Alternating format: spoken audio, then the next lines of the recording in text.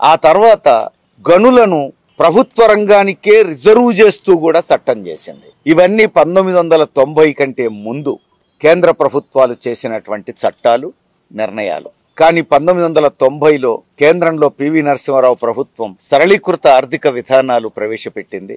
దాంతో సీన్ మారింది. 1990 తర్వాత కొత్త చట్టాలు రావటం మొదలైంది. మొట్టమొదట ప్రైవేట్ సంస్థలను ఆహ్వానించడానికి వీలుగా పెద్ద పెద్ద సంస్థలు తమకు అవసరమైన బొగ్గును తామే ఉత్పత్తి చేసుకునేందుకు వీలుగా చట్టం చేసింది కేంద్ర ప్రభుత్వం. ఆ తర్వాత తమకు అవసరమైన బొగ్గు తామే ఉత్పత్తి చేసుకునే సంస్థల్లో ఒక సగం బొగ్గును బయట అమ్ముకునేందుకు, ఓపెన్ మార్కెట్లో అమ్ముకునేందుకు అవకాశం ఇచ్చింది. ఆ తర్వాత ప్రైవేట్ సంస్థలు వచ్చి బొగ్గు తవ్వడానికి కూడా అనుమతినిస్తూ చట్టాలు చేసింది. ముఖ్యంగా మోడీ గవర్నమెంట్ వచ్చిన తర్వాత విదేశీ సంస్థలతో సహా ఎవరైనా సరే 100% పెట్టుబడులు పెట్టి బొగ్గు తవ్వుకోవచ్చు అని చెప్పేసి నిర్ణయం చేసింది మోడీ ప్రభుత్వం. అంతేకాదు, బొగ్గు బ్లాకులను వేలంపాట పెట్టి ప్రైవేట్ వాళ్ళకి అప్పజెప్పాలని కూడా నిర్ణయం చేసింది. ఈ వేలంపాట పెట్టే ప్రక్రియలో పాల్గొని బొగ్గు బ్లాకులు సంపాదించుకున్నోళ్లకు పర్యావరణ చట్టాలు, సంక్షేమ చట్టాలు అడ్డమవుతున్నాయట. అందుకని మోడీ ప్రభుత్వం పర్యావరణ అనుమతులు సులభతరం చేస్తూ కార్మికుల సంక్షేమం పట్టించుకోకపోయినా పర్వాలేదనే పద్ధతుల్లో సరళీకరిస్తూ చట్ట సవరణలు చేసింది. ఆ తర్వాత మరో సవరణ చేసింది. అసలు ఒకసారి ఆక్షన్ అయితే, వేలంపాట అయిపోతే బొగ్గు బ్లాకులు పొందినటువంటి ప్రైవేటు సంస్థలకు అన్ని రకాల అనుమతులు ఇచ్చేసేయాలిగా, ఏ ఆంక్షలు పెట్టడానికి వీల్లేదని చెప్పేసి చట్ట సవరణ చేసింది. ఇంత దుర్మార్గంగా చట్టాలు పూర్తిగా తిరగరాసింది మోడీ ప్రభుత్వం. ఇప్పుడు 170 చట్టం పరిధిలో ఉన్నటువంటి భూముల్లో ప్రైవేట్ వాళ్ళకి అప్పచెప్పినప్పటికీ తవ్వడానికి అవకాశం లేదు. ఎందుకంటే 170 చట్టం అడ్డం ఉంది.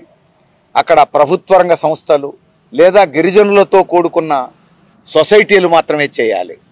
కాబట్టి కోయగూడెం 2021లోనే ప్రైవేట్ వాళ్ళకి ఇచ్చిన తవ్వకాలు మొదలు కాలేదు. సత్తుపల్లిలో తవ్వకానికి అవకాశం ఉన్నప్పటికీ సింగరేణి భూమి ఇస్తే తప్ప ఓబీ డంప్ వేయడానికి అవకాశం లేదు. అందుకని అక్కడ కూడా ఉత్పత్తి ప్రారంభం కాలేదు. ఇప్పుడు మోడీ ప్రభుత్వం తెలంగాణ ప్రజలు నమ్మి ఓటేస్తే కిషన్ రెడ్డి బొగ్గు మంత్రిగా తయారై సింగరేణిని కాపాడే పని కాకుండా సింగరేణికి ఉరితాడు బిగించేటువంటి నిర్ణయం చేసిండు. ఇప్పుడు 4 రోజుల కిందనే భూముల వినియోగానికి సంబంధించినటువంటి రూల్స్ను సవరిస్తూ ఆదేశాలు జారీ చేసిండు. దాని ప్రకారం ప్రభుత్వం చేతుల్లో ఉన్న భూమి, సింగరేణి చేతుల్లో ఉన్న భూమి ప్రైవేటు వాళ్లకు లీజుకి ఇవ్వచ్చు. ఒకసారి లీజుకి ఇచ్చిన తర్వాత వాళ్ళు మైనింగ్ చేయొచ్చు. దీంతో ఇప్పుడు కోయగూడెంలో మైనింగ్ చేయడానికి అవకాశం వచ్చింది, సత్తుపల్లిలో మైనింగ్ చేయడానికి అవకాశం వచ్చింది. రేపు శ్రావణపల్లి కూడా ప్రైవేట్ వాళ్ళకి ఇస్తారు. ఎందుకంటే వేలంపాటలో శ్రావణపల్లి బ్లాకును కూడా చేర్చిండ్రు.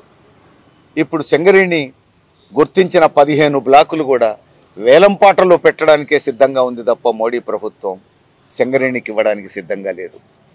ఈ సందర్భంగా సిపిఎం అందరికీ విజ్ఞప్తి చేస్తున్నది, గతంలో తెలంగాణ కోసం మేము కొట్లాడినామని చెప్పి పార్టీలన్నీ పోటీపడి చెప్పుకున్నాయి. సింగరేణిలో సకల జనుల సమ్మెలో మేమున్నామని యూనియన్లన్నీ పోటీ పడుతున్నాయి. తెలంగాణ వచ్చింది కానీ సింగరేణి పోతున్నది. మరి సింగరేణి పోతుంటే, తెలంగాణకు అన్యాయం జరుగుతుంటే సింగరేణిలో ఉన్న యూనియన్లన్నీ మరో సకల జనుల సమ్మెను మరిపించే విధంగా ఐక్య ఉద్యమం చేపట్టాల్సిన అవసరం ఉంది. అధికారులతో సహా ఐక్యం కావాల్సిన అవసరం ఉంది. అంతేకాదు, తెలంగాణ కోసం కొట్లాడినమని చెప్పుకునే పార్టీలన్నీ ఇప్పుడు తెలంగాణకు అన్యాయం జరుగుతున్నప్పుడు కదలాలి. సింగరేణి పరిరక్షణ కోసం అందరూ ఐక్య ఉద్యమానికి సిద్ధపడాలని చెప్పి సిపిఐఎం కోరుతున్నది. అందుకోసమే ఈ యాత్ర సందర్భంగా సింగరేణి కార్మికులకు, తెలంగాణ ప్రజానీకానికి విజ్ఞప్తి చేస్తున్నాం. అందరం ఐక్య ఉద్యమం చేయకపోతే సింగరేణిని కాపాడుకోలేం. ఐక్య ఉద్యమం చేస్తే కాపాడుకోగలుగుతాం. తెలంగాణ ప్రజలు కదిలితే రాదనుకున్న తెలంగాణ వచ్చిందని మీరే చెప్తున్నారు. ఇప్పుడు సింగరేణిని కాపాడుకోలేమా తెలంగాణ ప్రజలందరూ కదిలితే? అందుకనే అందరూ కదలాలి, ఐక్యంగా కదలాలి. జెండాల విభేదాలు, యూనియన్ల విభేదాలు, పార్టీల విభేదాలు పక్కన పెట్టి ప్రజల కోసం ఐక్యంగా కదలాల్సినటువంటి ఆవశ్యకత ఈరోజు ఉన్నది. అందుకే అందరూ ఐక్య పోరాటానికి సన్నద్ధం కావాలని సిపిఎం నుంచి ప్రత్యేకంగా విజ్ఞప్తి చేస్తున్నాం.